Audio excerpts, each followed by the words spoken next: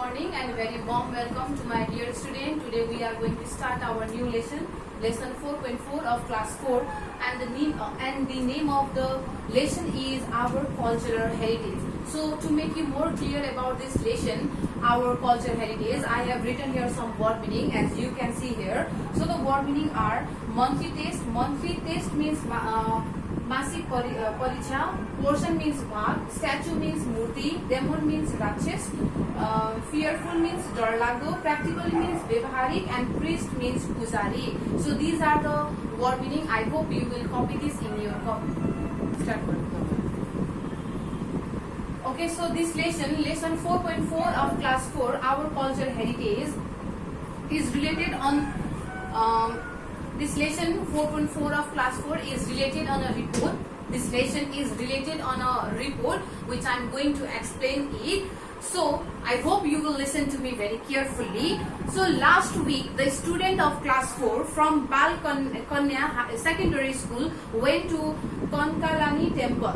So last week अथवा गएको हप्ता the student of class 4 went to Konkalani temples.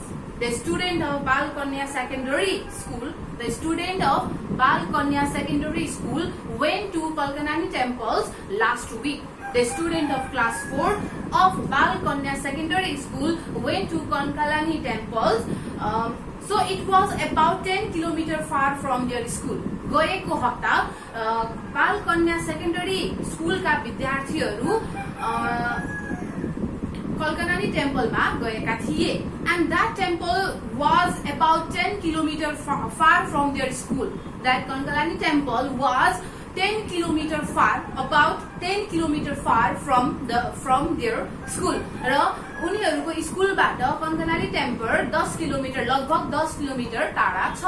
The Konkalani temple was about 10 km far from their school. The students were divided into 5 groups by their social teachers, and the social teacher divided all the students into the 5 groups. र social पढाउने टिचरले सबै विद्यार्थीहरूलाई 5 वटा भागमा विभाजित गरेका थिए अथवा डिवाइड गर्नुभएको थियो. All the students were divided into the 5 groups by their social teacher. Social teacher divided all the students into 5 groups. The groups had to study the temples and write a report.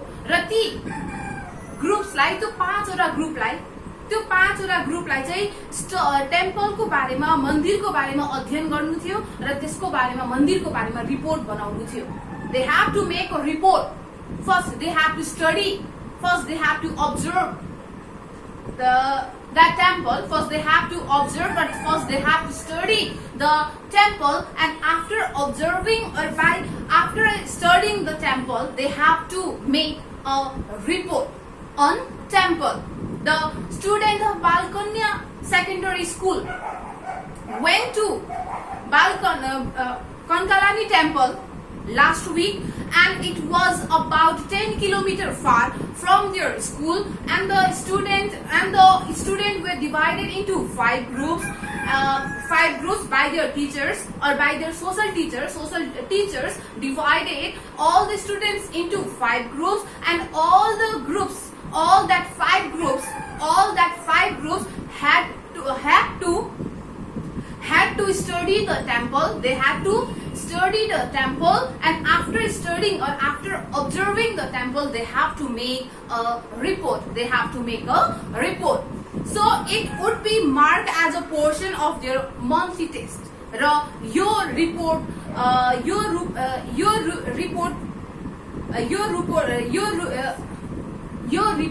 अथवा that report will be marked as a portions of their monthly test. र यो रिपोर्टबाट आएको marks monthly test अथवा मासिक परीक्षाको केही भाग हुनेछ. That report will be marked as a portions of monthly test. So Meena Jha was a leader of one of the groups. So Meena Jha was the leader of one of the group. Meena Jha 5 वटा group मध्ये एउटा ग्रुपको leader थियो, captain थियो. She was a captain of one of the groups. Her groups collected fact about the temples. र उसको ग्रुपले अथवा मीना झाको ग्रुपले मन्दिरको सत्य तथ्यको बारेमा, त्यो मन्दिरको फ्याक्टको बारेमा, त्यो तथ्यको बारेमा कुराहरू, तथ्यहरू चाहिँ पत्ता लगाएका थिए.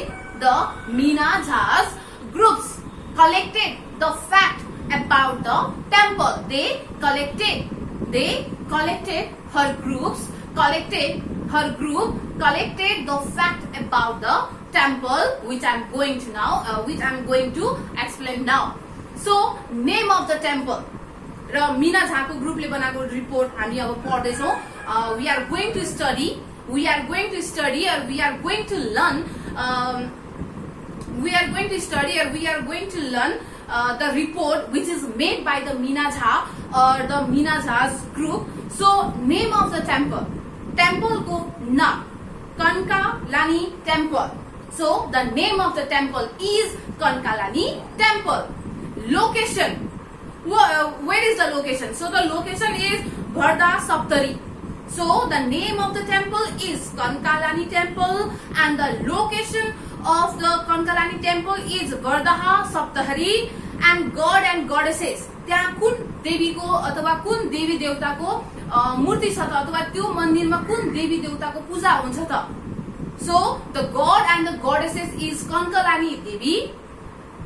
So the God and goddesses is Kankalani Devi. The name of the temple is Kankalani temple and the address or the location of Kankalani temple is Vardaha Saptahari and the God and goddesses is Kankalani Devi. Around the temple, मन्दिरको वरिपरि के छ त? A gate, statue of the different god and goddesses. एउटा ठुलो get छ. There was a big gate in front of the temple.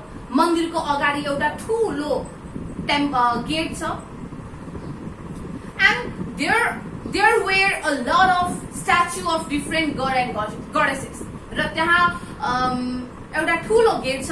There was a big gate in front of the temple and there were statue of different god and goddesses. र त्यहाँ थुप्रै देवी देवताहरूको थुप्रै फरक स्ट्याचुहरू छ. A big statue of fearful demon near the side. र त्यहाँ मन्दिरको वरिपरि केही ठुला डरलाग्दा राक्षसका मूर्तिहरू पनि बनाइएका छन्. There were a big statue of fearful demon near the side. मन्दिरको नजिकै एउटा डरलाग्दो ठुलो मूर्ति पनि, राक्षसको मूर्ति पनि बनाइएको छ. A beautiful and the clean surrounding and the small pond and a garden. र त्यहाँका वातावरण एकदमै सुन्दर छ, सफा छ. त्यहाँका वातावरण एकदमै सफा छ. The surrounding or the environment of that temple is very clean, beautiful, and there was a small pond and a garden too. र त्यहाँ एउटा सानो पोखरी पनि छ र त्यहाँ एउटा बगैँचा पनि छ. So other facts. The priest said that the goddesses Kankalani killed the fearful demon who troubled the people. र त्यहाँ गएर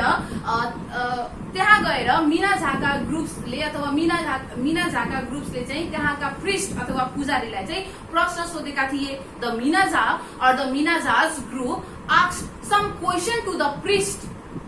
They asked some question to the priest and the priest told them that the goddesses Kankalani killed the fearful demon who troubled the people. र त्यहाँका पुजारीले ती विद्यार्थीहरूलाई के भनेका थिए त?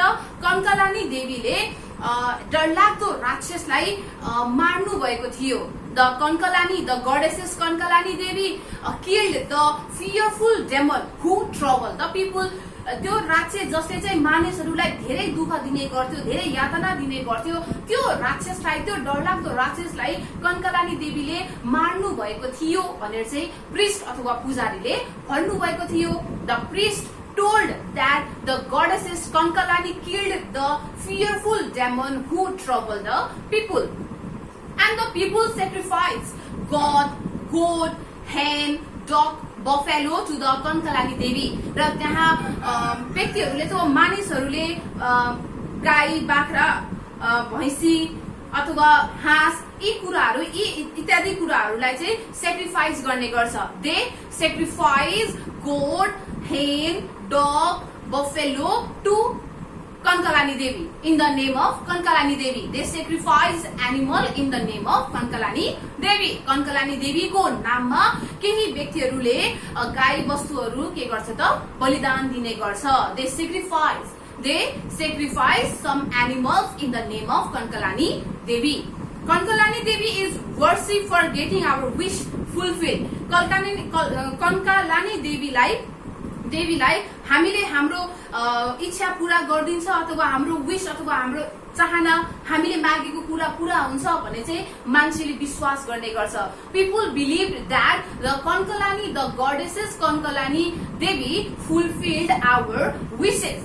People believed that Kankalani or the goddesses Kankalani Devi fulfilled our wishes. Many people from the different places visit this area to worship the Kankalani Devi. र थुप्रै व्यक्तिहरू विभिन्न क्षेत्रबाट अथवा विभिन्न ठाउँबाट व्यक्तिहरू कनकलानी देवीलाई पूजा गर्नका लागि आउने गर्छ.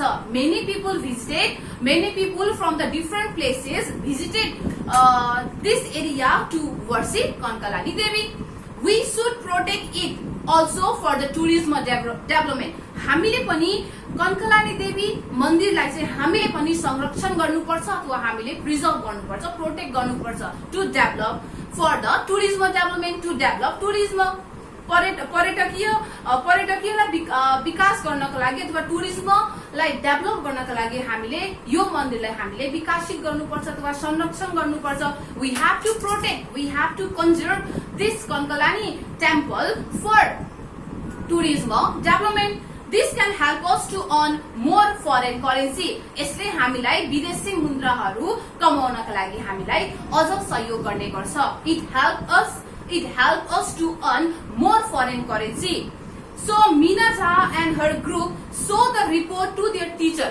मीना झा र उसका ग्रुपले आफूले बनाएका रिपोर्ट आफ्ना टिचरलाई सबमिट गरे अथवा दिए. They showed their report to their teachers.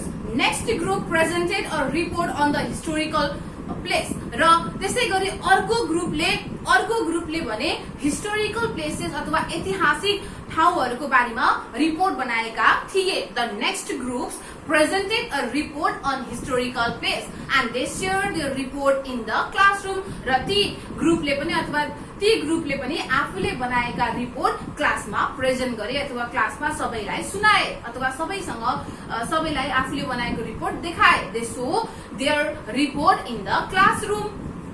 All the friends get benefit from their study tour.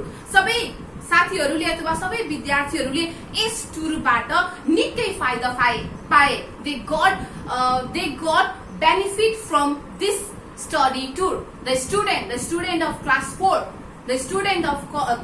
or all the 5 groups got benefit from their study tour. They learned more about cultural heritage practically. ती विद्यार्थीहरूले अथवा ती class 4 का विद्यार्थीहरूले सांस्कृतिक ऐतिहासिक ठाउँहरूको बारेमा आफैले हेरेर आफैले बुझेर आफैले नै निहालेर आफैले नै एनालाइज गरेर व्यावहारिक रूपमा धेरै ज्ञानहरू सिक्ने मौका पाए. They got opportunity to know about our history, about our culture practically. So this much for today. I hope you understood about this lesson our culture heritage, lesson 4.4 of class 4. So look here are some homework for you related to this lesson 4.4 of class 4, our culture heritage. And for homework I have given you 3 question answer. So the first question is write down the name of the cultural heritage site of your district. तिम्रो जिल्लामा भएका culture heritage साइटहरुको नाम लेख्नु छ. You have to write the name of the cultural heritage site of your district in question number 1. And in the question number 2, how can you preserve temple, gumbas, masjid and the church of the place. तिम्रो इलाकामा अथवा तिम्रो गाउँमा भएका मन्दिर, गुम्बा, मस्जिद, church यी कुराहरूलाई चाहिँ तिमीले कसरी प्रिजर्भ गर्न सक्छौ? How can you preserve? How can you protect? How can you protect or how can you temple? How can you protect or how can you preserve the temple, gumbas, masjid, church of your place? So you have to write the ways to preserve the temple, gumbas, masjid or the church in question number 2. And in the last question, question number 3, write a short paragraph about Lumbini. You have to write a short paragraph on Lumbini in question number 3. So this is the homework for you. I hope you can do this homework by yourself. Thank you for your valuable time.